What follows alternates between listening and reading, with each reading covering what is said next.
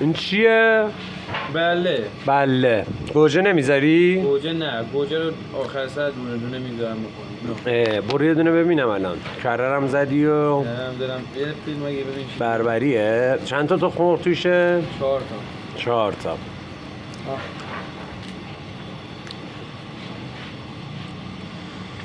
الان سیر میشی با این؟ سیر نمیشی؟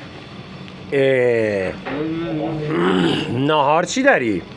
نهارم از زمین یه دونه درست میکنم. از همینه درست میکنی؟ 2 تا بربری. گوجه 2 تا بربری. 2 تا بربری. گفتی با هر گازم یه دونه گوجه میخورم. 30 تا گوجه خور. بخور بخور یواش بخور. یا حضرت